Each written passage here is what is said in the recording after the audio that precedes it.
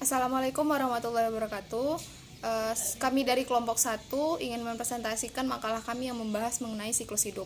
Sebelumnya saya ingin memperkenalkan anggota kelompok dari kelompok 1. Yang pertama saya sendiri Miftah Zuana, yang kedua ada Nanda Goksan, yang ketiga ada Willy Rudiansah, yang keempat ada Fran Sonang, dan yang terakhir ada Fernando Siregar.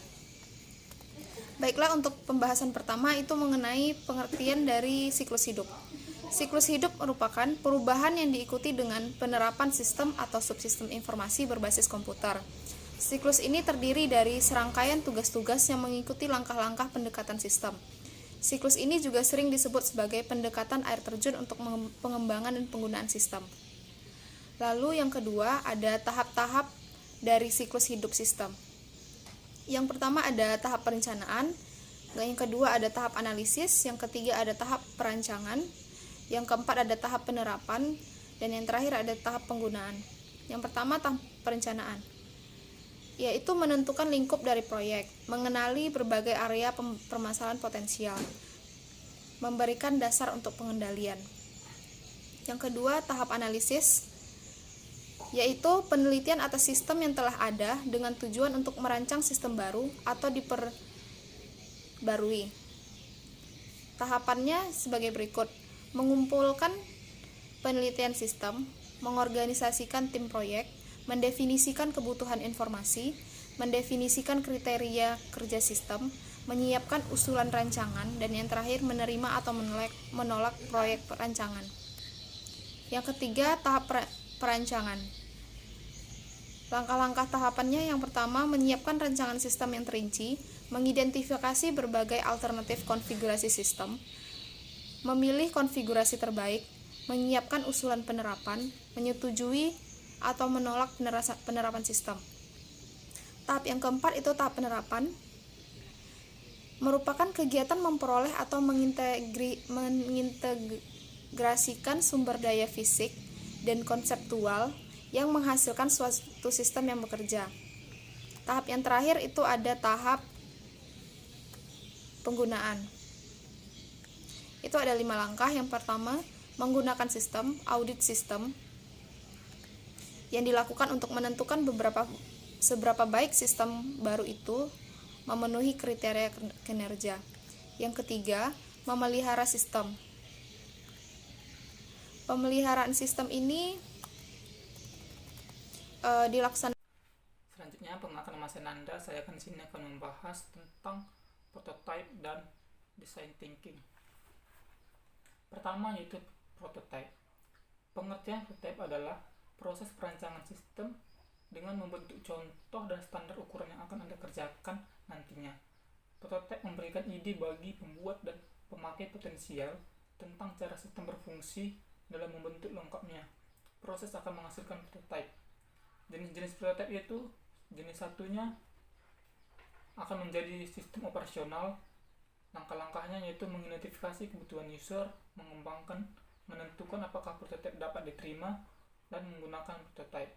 Dan jenis duanya yaitu langkah-langkahnya mengandalkan sistem operasional, menguji sistem operasional, menentukan jika sistem operasional dapat diterima, dan menggunakan sistem operasional.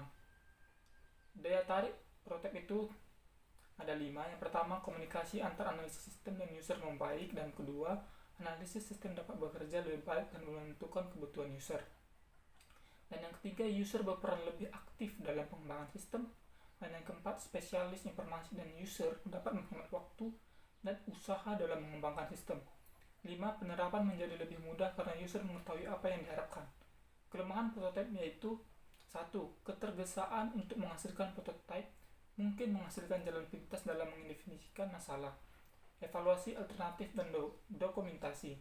Dan yang kedua, user begitu tertarik dengan prototype sehingga mereka mengharapkan sesuatu yang tidak realistis. Dan yang ketiga, prototype jenis 1 mungkin tidak seefisien sistem yang dikodekan dalam bahasa pemrograman. Dan yang keempat, hubungan komputer dan manusia disediakan oleh peralatan prototype tertentu mungkin mencerminkan teknik perancangan. Oke, dan selanjutnya saya akan membahas tentang desain pemikiran atau design thinking. Design thinking adalah pola pikir atau cara berpikir kita. Sebelum kita mempelajari definisi pemikiran desain, berikut adalah 10 poin yang harus kita pahami tentang design thinking. Design thinking adalah pola pikir, adalah tujuan untuk mengembangkan pola pikir design thinking. Yang kedua, design thinking adalah pendekatan berbasis solusi memecahkan masalah. Dan yang ketiga, design thinking adalah pola pikir pemecahan masalah kreatif yang berpusat pada manusia. Dan yang keempat, dalam design thinking, semua solusi dan rancang dengan mengimbangkan kebutuhan manusia. Dan yang kelima, merancang solusi memenuhi kebutuhan manusia tertentu, membutuhkan masalah untuk memahami sepenuhnya dalam ruang lingkup dan skala. Dan yang keenam, ketika masalah tidak didefinisikan dengan jelas, kita akhirnya memiliki pengetahuan terbatas tentang ruang lingkup. Dan yang ketujuh, yaitu design thinking adalah pendekatan pemecahan masalah kreatif yang berpusat pada manusia. Dan yang kedelapan, design thinking mengharuskan kita mempertanyakan bagaimana kita selalu memecahkan masalah. Dan yang kesembilan, prototype. Prototype mengujiannya pada penggunanya nyata. Dan yang ke-10, design thinking memberikan ruang bagi kegagalan. Dan dalam design thinking itu memiliki 5 tahapan design thinking. Yang pertama yaitu berempati. Yang kedua tentukan, yaitu menentukan kumpulan informasi yang telah Anda buat dan kumpulkan selama tahapan empati. Dan yang ketiga itu membuat ide. Dan yang keempat prototype. Nah, ide-ide terbaik yang dihasilkan selama ide menjadi sesuatu yang konkret itulah prototype. Di sini desainer membuat versi produk, diperkecil atau fitur-fitur produk. Dan yang kelima, uji. Singkatnya, keluarkan letak prototipe di tangan pengguna, dapat umpan balik mereka apa yang terjadi, apa yang tidak, apa tanggapan emosional mereka terhadap prototipe, bagaimana perasaan mereka, bagaimana bereaksi, amatilah ekspresi wajah mereka. Dengan begini, menurut Anda bekerja dengan apa yang mereka katakan menjadi lebih baik. Inilah hal yang dimaksud dengan uji. Sekian dan terima kasih, hanya itu pembahasan dari saya. Baiklah, di sini saya akan menjelaskan merencanakan proyek aplikasi. Mengelola proses perancangan. Perancangan pada dasarnya proses kreatif dan tak dapat diduga. Perancangan sistem interaktif harus dapat memadukan pengetahuan seksama dari kelayakan teknis dan rasa estetika apa yang menarik bagi user. Di dalam perancangan terdapat 3 pilar perancangan yang membantu user untuk mengubah ide menjadi sistem yang baik. 3 pilar perancangan meliputi: yang pertama, dokumen, pedoman dan proses. Yang kedua, proses, interface, software, tool. Yang ketiga, ulasan, pakar dan uji usability. Model antarmuka atau user interface. Model sintaktik semantik dari kelakuan manusia digunakan untuk menggambarkan program, manipulasi database, dan manipulasi langsung. Konsep semantik tersusun rapi, stabil di memori. Rincian sintaktik berupa bisa dihafal, tidak punya aturan jelas, harus sering diperbarui. Dengan yang kedua, dengan GUI menggantikan bahasa perintah, fokus pada manipulasi langsung objek aksi. Yang ketiga, aspek sintaktik tidak dihapuskan tetapi diminimalis. Hierarki antarmuka, objek dan aksi. Contohnya penyimpanan informasi pada komputer. Yang keempat, objek antarmuka, direktori atau nama, tanggal pencipta dan lain-lain. File bersifat baris, file, karakter, font dan sebagainya. Yang kelima, aksi antarmuka, konsep tingkat tinggi. Mengedit file, buka file, simpan file, backup, mengganti nama, menimpa versi sebelumnya. Hilangnya sintaksis. 8 aturan emas perancangan user interface. Yang pertama itu konsisten, yang kedua shortcut, yang ketiga umpan balik yang diinformatif, yang keempat adanya penutupan keadaan akhir, yang kelima pencegahan kesalahan, yang keenam pembalikan aksi, yang ketujuh pusat kendali internal, atau internal locus of control. Yang ke-8, ingatan jangka pendek dikurangi jika suatu situs yang telah Anda bangun memenuhi kriteria di atas. Berarti situs Anda telah memenuhi faktor-faktor interaksi manusia dan komputer yang dibutuhkan di sana. Mengelola proses perancangan pada dasarnya adalah proses kreatif dan tak dapat diduga. Perancangan sistem interaktif harus memadukan pengetahuan seksama dari kelayakan teknis dan rasa estetik yang menarik bagi pemakai. Salah satu kriteria penting dari sebuah antarmuka adalah ketampilan yang menarik. Seorang pengguna, apalagi pengguna baru, biasanya tertarik untuk mencoba sebuah program aplikasi dengan terlebih dahulu tertarik pada suatu tampilan yang ada di halaman matanya. Baiklah, sampai situ presentasi saya.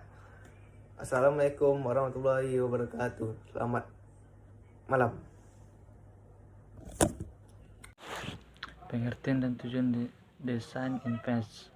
Desain antarmuka atau yang lebih sering dikenal dengan istilah desain advance adalah desain untuk komputer, peralatan mesin, perlengkapan komunikasi, mobile, aplikasi perangkat lunak, dan situs web yang berfokus pada pengalaman dan interaksi penggunanya. Tujuan dari penggunaan desain interface ini adalah untuk membuat interaksi pengguna sederhana dan sedefinisi mungkin. Bagaimana user berinteraksi dengan komputer menggunakan tampilan antarmuka yang ada pada layar komputer? Desain interface ini sangat penting karena akan sangat berpengaruh pada user dalam menggunakan alat komunikasi dengan komputer. Apabila sesuatu program sulit untuk digunakan, maka ini akan memaksa user melakukan suatu kesalahan saat menggunakan program tersebut. Dari tahun ke tahun teknologi berkembang sangat besar, oleh sebab itu perkembangan dari Human Computer Interaction (HCI) menjadi sangat penting bagi seorang aliansi yang merancang atau menciptakan suatu software, di mana harus memperhatikan kaidah-kaidah atau prinsip-prinsip dasar seperti user friendly dan user oriented. Sekarang ini banyak berbagai jenis komputer sistem yang ada seperti desktop, laptop, netbook, PDA, dan yang lain-lain. Oleh sebab itu, desain antarmuka ini berperan sangat penting karena jika berbeda service, maka tampilan antarmuka akan berbeda juga. Seperti contoh, antarmuka di laptop akan berbeda dengan antarmuka di PDA, tergantung dari seberapa besar screen dan support sistemnya. Terima kasih. Selamat siang. Di sini saya menjelaskan sedikit mengenai design thinking. Ketika sebuah bisnis mengadopsi design thinking, ia menjadi organisasi desain-desain yang membentuk budaya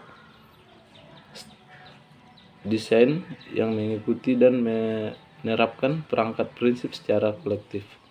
Menurut institut di Stanford, ada 5 tahap design thinking, seperti yaitu desain berempati, desain tentukan, dan membuat ide.